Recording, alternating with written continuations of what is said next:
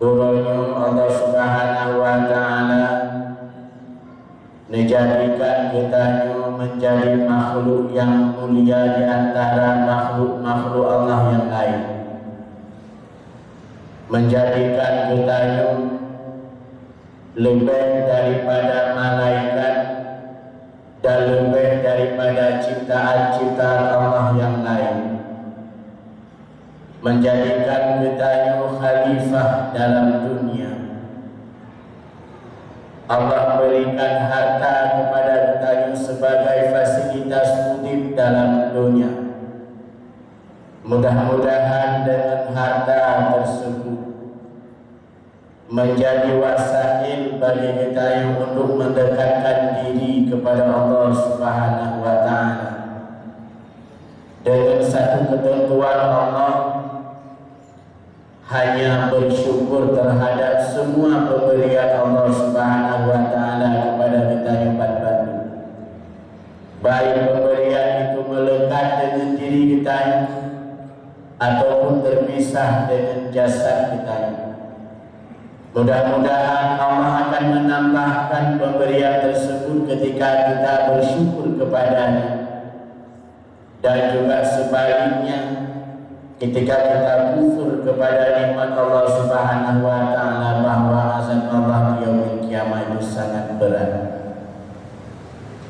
Kehidupan yang Allah berikan ke kita dalam dunia merupakan sebuah anugerah, dan kehidupan yang kita jalani di dalam dunia bandung kalau Allah tentukan, bandung kalau Allah garis bawahi ketika kita hidup dalam kandungan 4 bulan. Pendulum kita hidup di dalam kandungan, Allah berikan nyawa ke kita, dan Allah tetapkan 4 ketentuan yang hari ini kita jalani dalam kehidupan sehari-hari. Jatah hidup kita yang dalam dunia sudah Allah tentukan. Rezeki juga sudah Allah kadarkan, walaupun jumlahnya itu rahasia. Allah cuma mewajibkan kepada kita untuk berikhtiar.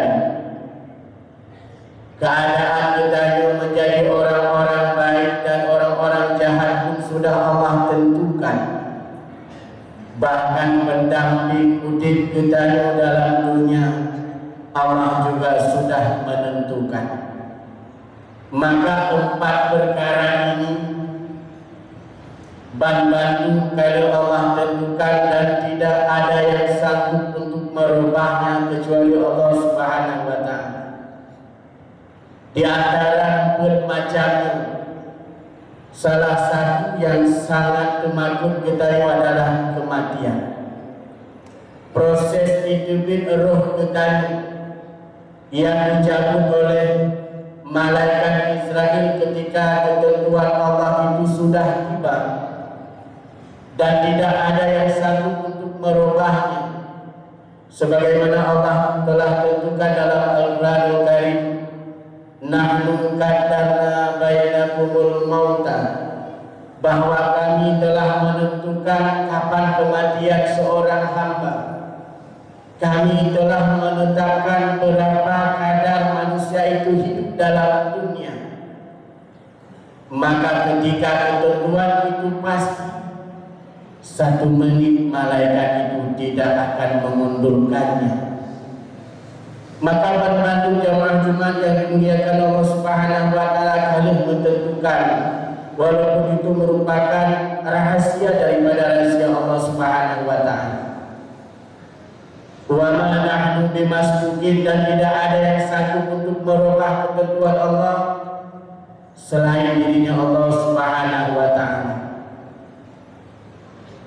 Jamaah Jumat yang dimuliakan Allah Subhanahu wa Ta'ala, menjelang proses kematian seorang manusia, Ibnu Zawji mengatakan di dalam ketentuan beliau ada 7 tahapan yang dilalui oleh manusia ketika manusia itu sakratul maut.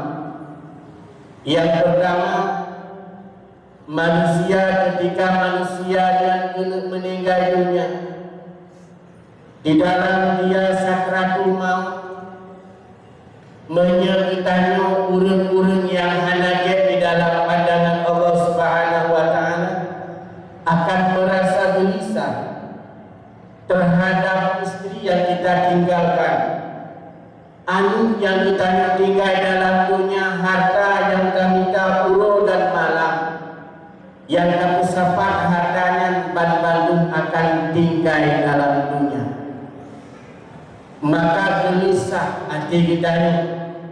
Satu sisi kita sedang menghadapi sakratul maut, di sisi yang lain kita sedang gelisah memikirkan ketentuan-ketentuan tersebut.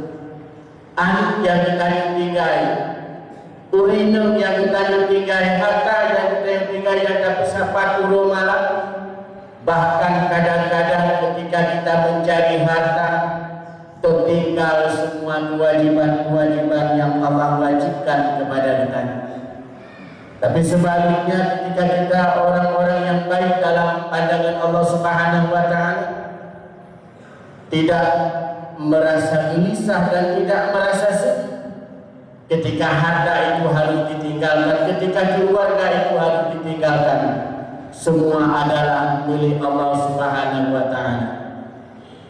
Jamaah Jumat yang dimuliakan Allah Subhanahu wa taala, oleh karena demikian udip dalam dunia hanyalah sementara, dan mudah-mudahan dunianya menjadi ladang bagi kita untuk beramal kepada Allah Subhanahu wa taala.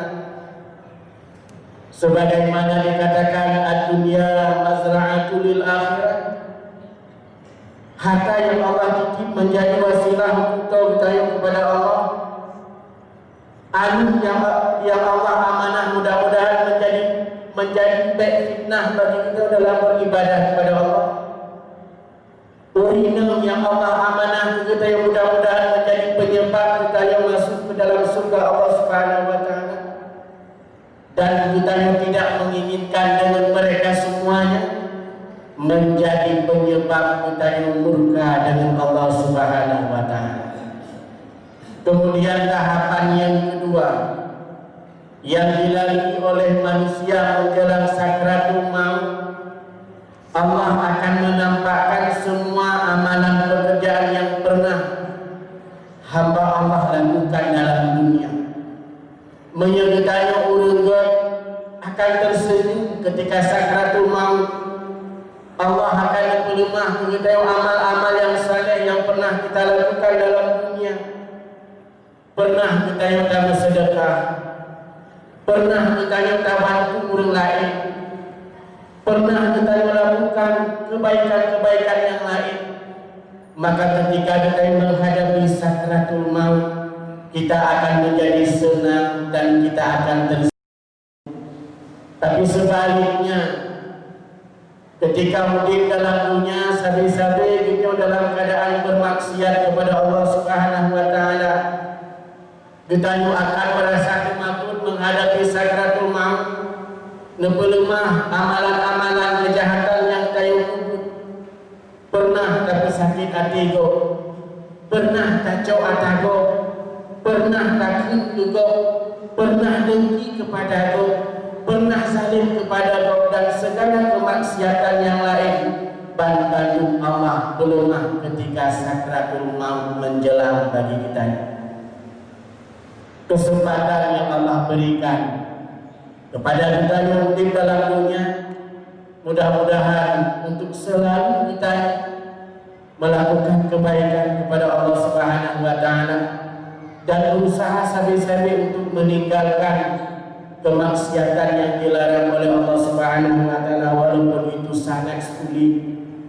Pakai sulit, Allah menunjuk dua fitnah kepada kita, fitnah syaitaniyah dan fitnah hawa nafsu. Maka dua fitnah itu yang menggiring kita untuk melakukan kemaksiatan kepada Allah Subhanahu wa taala. Tidak mudah melawan fitnah tersebut. Memang laganya mungkin dalam dunia dipegang oleh Allah Subhanahu wa taala kepada kita. sehingga dunia merupakan tempat ujian bagi kita. Mayoritasnya bersusah payah di dalam melawan fitnah tersebut, melawan fitnah hawa nafsu dan fitnah syaitaniyah, maka kita akan menjadi hamba yang mulia di yaumil kiamah kelak. Kemudian tahapan yang ketiga yang dilalui oleh manusia menjelang sakratul maut, Allah akan mengilham dalam hati kita rasa penyesalan yang sebesar-besarnya, sehingga Rasulullah Sallallahu Alaihi Wasallam sampaikan dalam sebuah hadis, sempat komunikasi kita dengan malaikat Israel, wahai malaikat Israel, Nabi Watai mendelun si bulan. Maka malaikat Israel menjawab, tidak ada bulan, sudah habis bulan. 3 minggu mendengi tidak ada lagi minggu. Mayahana 3 minggu siuro mendengi tidak ada hari. Mayahana siuro sijim mendengi malaikat Israel kembali kepada dunia dan beribadah kepada Allah. Maka penyesalan yang sebesar-besarnya itu akan datang ketika menjelang sakratul maut. Kemudian tahapan yang kedua jamaah Jumat yang dimuliakan Allah Subhanahu wa taala, malaikat Israel akan melemah pakiban seramnya bentuk wajah malaikat Israel. Menjadi orang yang hana dalam pandangan Allah, maka wajah malaikat Israel sangat menakutkan. Menjadi orang yang di dalam pandangan Allah, maka wajah malaikat Israel bagaikan seorang pemuda yang tampan berjubah putih. Tahapan yang kelima,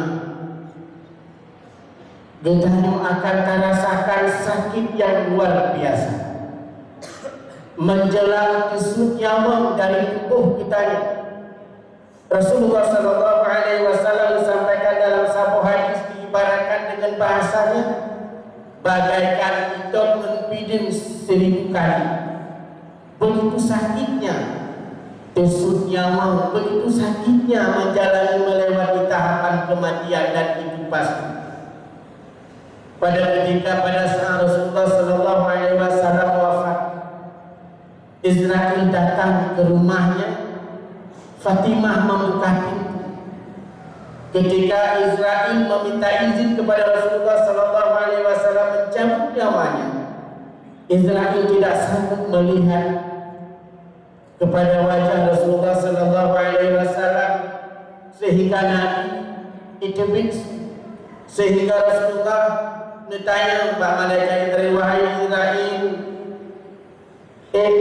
cara yang lebih mudah, yang lebih lembut ketika dirimu mencabut nyawa saya. Wahai Rasulullah, wahai kekasih Allah, bahwa kau sudah lembut. Coba bayangkan umatmu nanti, bagaimana mereka merasakan betapa sakitnya merasakan kematian, sehingga Nabi berdoa bahwa ya Allah ya Tuhan, Nabi betapa sakit gelur mendawati kusuk nyawa dan bersemangat baju kepada umat Lut, karena beliau begitu cinta dan sayang kepada umatnya. Maka oleh karena demikian dua-dua kepada Rasulullah, bercinta sabi kepada Nabi dengan menjalankan sunnah-sunnahnya, dengan menjalankan selalu perintahnya, dan meninggalkan selalu yang dilarang olehnya. InsyaAllah kita akan menjadi manusia yang mendapat syafaat di yaumil kiamah kelak daripadanya. Tahapan yang keenam yang dilalui menjelang sakratul maut, saat roh kita desut dari badan, perwakilan malaikat Israel ngecok roh kita menubah di dalam surga. Niat lemah patah kamar kita yang kita yang orang yang husnul khatimah. Saat manusia yang lain memandikan jasad kita, maka roh kita yang menyebar di dalam surga dan lemah patah kamar kita, kita yang berbahagia di dalam dunia dan hari kiamat kelak. Dan ketika kita nebalik dalam kafan, roh kita akan dikembalikan kembali dan dituduh bidik jasad kita. Dan tahapan yang terakhir jamaah Jumat yang dimuliakan Allah Subhanahu wa taala, tahapan puncak kematian. Mudah-mudahan tusuknya mau kita yang menjadi hamba Allah yang husnul khatimah dan tidak menjadi hamba Allah yang su'ul khatimah. Oleh karena demikian jemaah Jumat yang dimuliakan Allah, sabi-sabi kita yang sudah sembahyang kami doa, Allahumma khtim lana ya Allah bi husnil khatimah wa la tahtim alaina ya Rabbana bi su'il khatimah. Ya Allah, matikanlah kami menjadi hamba-Mu yang husnul khatimah, dan mudah-mudahan jangan matikan kami menjadi hamba-Mu yang su'ul khatimah. Inilah 7 tahapan yang kita lalui menjelang sakratul maut. Mudah-mudahan sebelum tahapan itu tiba, kita insah diri kepada Allah Subhanahu wa taala dengan penuh keikhlasan menjalankan perintah Allah Subhanahu wa taala, dan juga dengan penuh keikhlasan meninggalkan semua larangan Allah Subhanahu wa taala. Insyaallah mudah-mudahan kita menjadi hamba Allah yang mulia dunia dan akhirat, dan di yaumul kiamah menjadi manusia yang mendampingi Rasulullah sallallahu alaihi wasallam dalam surga Allah. Mudah-mudahan bermanfaat apa yang Khatib sampaikan, khususnya kepada Khatib sendiri selaku manusia yang zaif, manusia yang banyak sekali berbuat dosa kepada Allah Subhanahu wa taala, manusia yang masih sedikit mempersembahkan pemberian Allah kepada sesuatu yang senang Allah, dan juga mudah-mudahan menjadi mau'izah hasanah kepada kita semua dalam mengharapkan ridha Allah dunia dan akhirat. Amin amin ya rabbal